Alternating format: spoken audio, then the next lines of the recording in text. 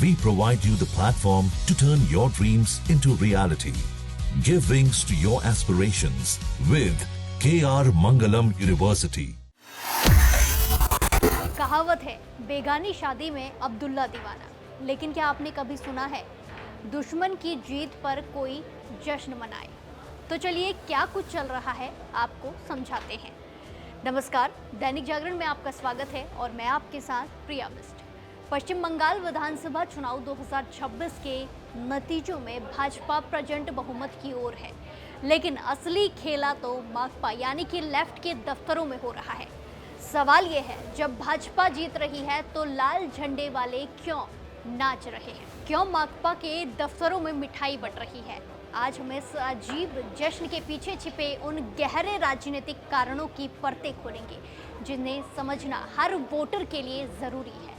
आज 4 मई है और जैसे जैसे भाजपा आगे बढ़ रही है, 190 से ज़्यादा सीटें रुझान में उसकी तरफ आ रही है। कोलकाता से लेकर जिलों तक माकपा दफ्तरों में भारी भीड़ भी उमड़ रही है। जहां कोलकाता से लेकर जिलों तक माकपा के दफ्तरों में आज असामान्य हलचल देखने को मिली। सुबह से ही जैसे जैसे रुझान आने लगे, कार्यकर्ताओं का जमावड़ा बढ़ता गया। दिलचस्प बात यह है कि लेफ्ट खुद कहीं रेस में नहीं है, फिर भी युवा कार्यकर्ताओं में गजब का जोश है। आखिर ऐसा क्यों है, ये सवाल है। दरअसल पिछले एक दशक से बंगाल की राजनीति सिर्फ टीएमसी और भाजपा के बीच सिमट कर रह गई थी। वामपंथ को हाशिए पर धकेल दिया गया, लेकिन आज टीएमसी की इस करारी हार को लेफ्ट यानी कि नैतिक जीत मान रहा है। 3 बड़ी वजह, लेफ्ट के इस उत्साह के 3 बड़े कारण है। पहला, ममता बनर्जी का गिरता ग्राफ। वाम दलों का मानना है कि टीएमसी की कमजोरी उनके लिए नई राजनीतिक जमीन तैयार करेगी। तो वहीं दूसरा, ध्रुवीकरण का टूटना। लेफ्ट को लगता है कि अब जब सत्ता बदल रही है तो विपक्षी स्पेस में उनकी वापसी आसान होगी। और तीसरा, मनोवैज्ञानिक बढ़त। माकपा के बड़े नेताओं का कहना है कि ये जश्न किसी की जीत का नहीं, बल्कि उस सोच के खात्मे का है जिसमें वामपंथ को खत्म मान लिया गया था। विश्लेषकों का मानना है कि भाजपा की जीत से टीएमसी का जो कैडर टूटेगा, लेफ्ट की नज़र उसी जमीन पर अपनी फिर से फसल उगाने की है। यानी माकपा का ये उत्साह प्रतीकात्मक जरूर है, लेकिन इसके पीछे एक रणनीतिक सोच भी है। भाजपा की बढ़त और तृणमूल की गिरती स्थिति, दोनों ही परिस्थितियां वामपंथ के लिए राजनीतिक जगह खोल सकती है। अगर सत्ता परिवर्तन होता है तो विपक्ष की नई भूमिका में वाम दल अपनी जमीन मजबूत करने की कोशिश करेंगे। तो वहीं अगर तृणमूल किसी तरह वापसी करती है तो भी उसकी कमजोर स्थिति वाम के लिए अवसर बन सकती है।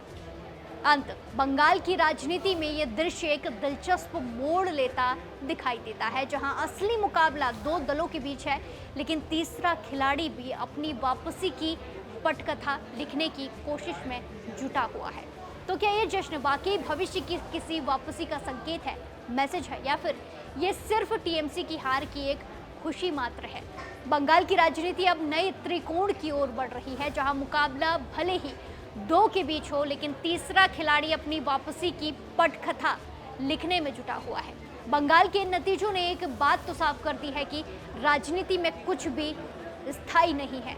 आज जब भाजपा 190 से ज़्यादा सीटों के साथ बंगाल में इतिहास रचने की ओर बढ़ रही है, तो माकपा यानी कि सीपीआईएम का ये जश्न कई सवाल खड़े करता है। क्या ये जश्न सिर्फ ममता बनर्जी की हार का है, या फिर लेफ्ट को लगता है कि टीएमसी के कमज़ोर होने से जो राजनीतिक शून्य यानी कि पॉलिटिकल वैक्यूम पैदा होगा, उसे भरने के लिए लाल झंडा एक बार फिर तैयार है?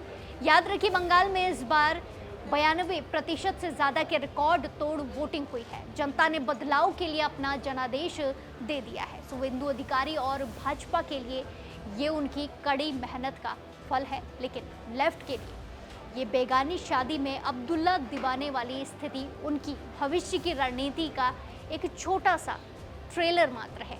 आने वाले कुछ घंटे बंगाल की अगली 5 साल की तस्वीर पूरी तरह साफ कर देंगे। अब आप हमें कमेंट करके बताएं कि आप इस पूरे मुद्दे पर क्या कुछ सोचते हैं, और अगर आपको ये वीडियो पसंद आई तो वीडियो लाइक करें और ऐसी ही तमाम खबरों के लिए जुड़े रहिए दैनिक जागरण के साथ। नमस्कार।